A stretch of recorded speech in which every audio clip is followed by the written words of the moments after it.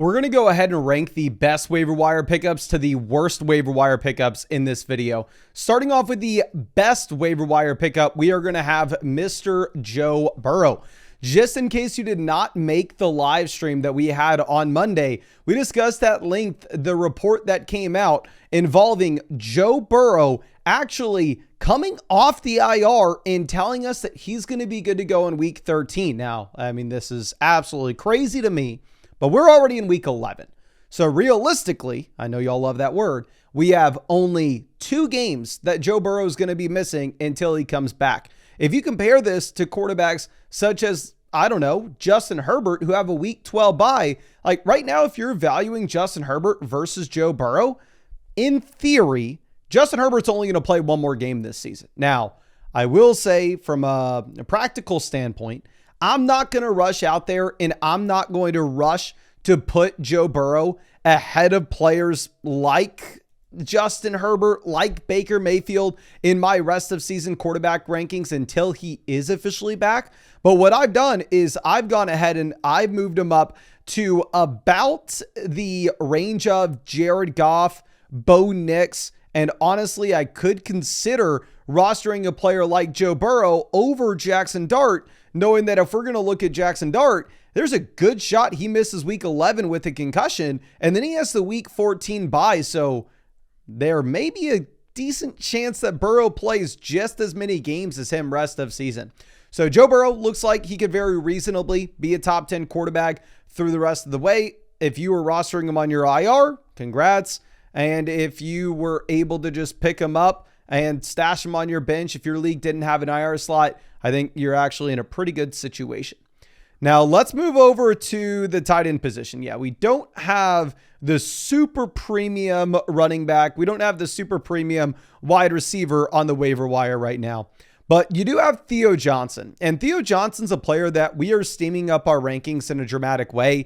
Obviously, you are going to have to monitor the availability for Jackson Dart here in the short term, but the sneaky winner of the Malik Neighbors injury so far this season has actually been Theo Johnson, where you're looking at him over the past, I want to say about 7 weeks, seeing at the very minimum 4 targets every single game and getting up to about 6 targets per contest. Now, this was a career high for Theo Johnson with receptions this past week with 7. This was a career high with receiving yards with 75. He's a bigger body tight end, super athletic tight end. So we've already seen the touchdown upside in the past. But if all of a sudden we're going to start combining actual real target volume with the additional upside that you get with his athletic profile and his touchdown upside, Theo Johnson, I am going to be putting there as a borderline top 12-ish tight end in my rest of season ranks. Now let's move over to Alec Pierce. If we are looking at Alec Pierce, this is a wide receiver that I think is 100% in flex consideration rest of season. I moved him inside my rankings up to the same range as guys like Khalil Shakir, Ricky Pearsall, Keenan Allen, Troy Franklin. Maybe we talk about Troy Franklin in this video as well, just in case we need to.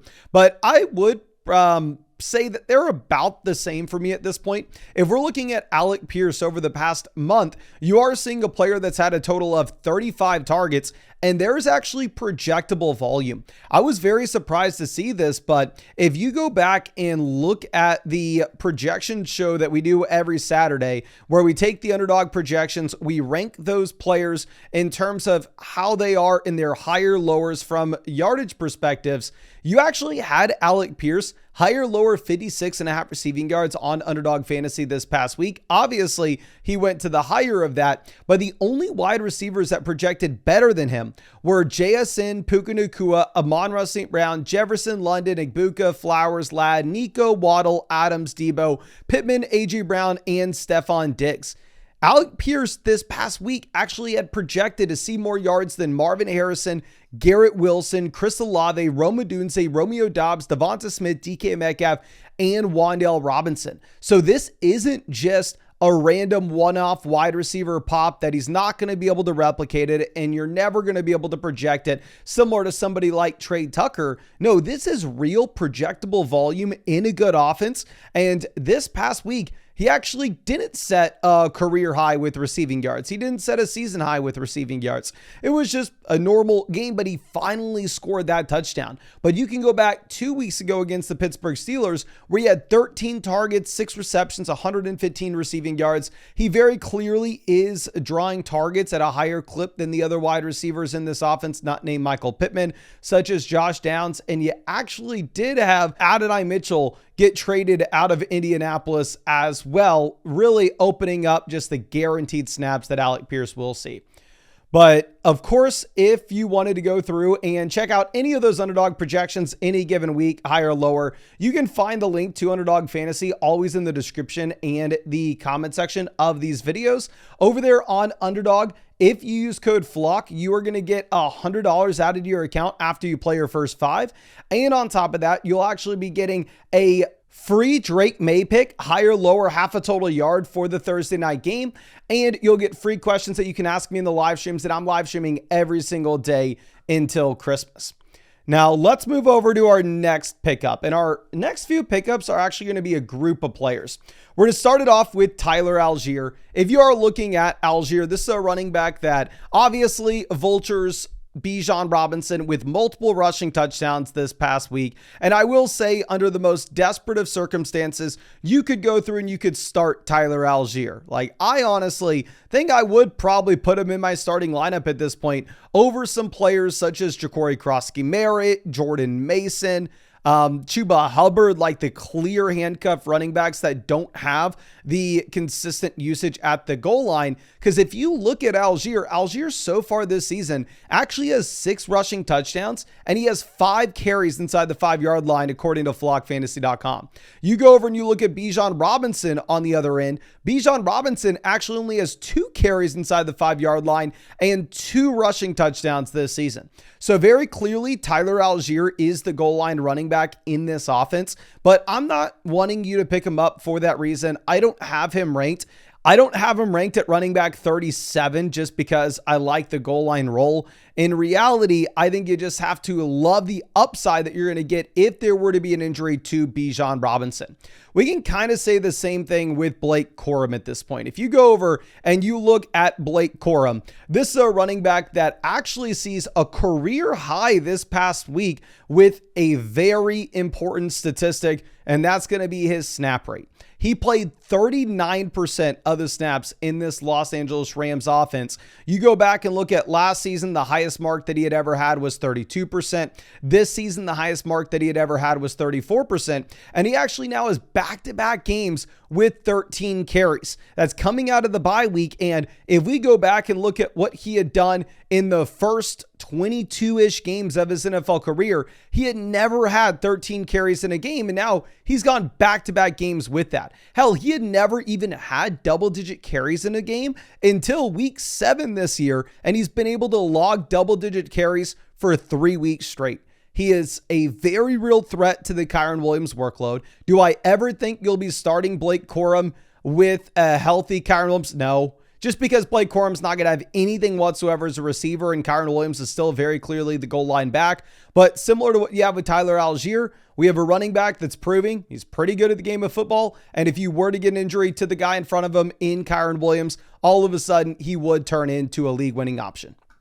Now, Tyjae Spears will be our next handcuff running back that we need to discuss. If we are looking at Spears, the main concern that we are going to have is the Tennessee Titans offense is just absolutely garbage.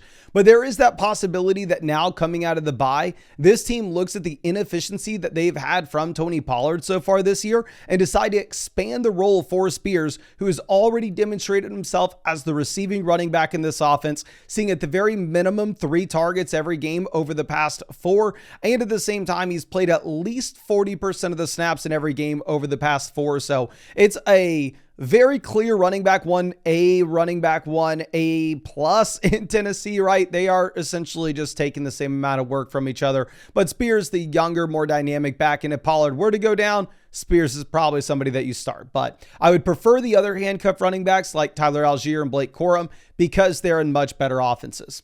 Now, the other names that you can roster, these are more so players that if you're desperate, if you need to pick somebody up to put in your lineup this week, you can. K. Dotton looks to be, a player earning volume just with the injuries to Bucky Irving, Mike Evans, and Chris Godwin. Over the past month, K. Dotton's actually been averaging 7-8 targets per game. Now we go through and we look at the past 6 weeks, he's averaging 6-7 targets per game. But the reason I'm going to have K. Dotton a little bit lower in comparison to Theo Johnson, who we talked about earlier in this video, is K. Dotton's just a much worse tight end. Like, it sucks to say, but if you go back and you just look at flockfantasy.com with his yards per route run, he has been one of the worst tight ends that we have seen from an efficiency standpoint, really in the NFL over the past 3 seasons as a receiver. So even if he's getting the volume, you don't have the big play upside. He's yet to score a touchdown so far this year. So I am going to prefer Theo Johnson, even though Theo Johnson's in a much worse offense. Now, our next name is going to be Jerry Jeudy. I went ahead and I dropped Jerry Jeudy earlier this season in my league. Now, sadly, he got picked up. I can't run over to the waiver wire and pick him back up. But honestly, the reason why I would rather have the handcuff running backs over him as well, he does come through with about 20 fantasy points this past week, which was the best mark that we've seen from Jeudy this season. I'm not going to tell you that all of a sudden he is just an absolute set it and forget it wide receiver, which the running backs we've discussed, they potentially could be that again, if you were to see that injury to the guy in front. Parker Washington, I know obviously had the big week and a lot of people are going to rush out there and say like, oh, you absolutely need him if you don't have them. And yeah, he's seen an average of 8-9 targets a game over the past 3 weeks. He showed the upside with the return touchdown this past week. He drops 18 fantasy points. My thing is, I believe Jacoby Myers to be the long-term wide receiver 1 here, while at the same time, it's a garbage offense and Brian Thomas Jr. could be back any day. And hell, it's not like you're going to have a guarantee Travis Hunter out for the season. And then Tez Johnson will be the last wide receiver we can talk about. If you're desperate, you can pick up Tez Johnson and potentially start him.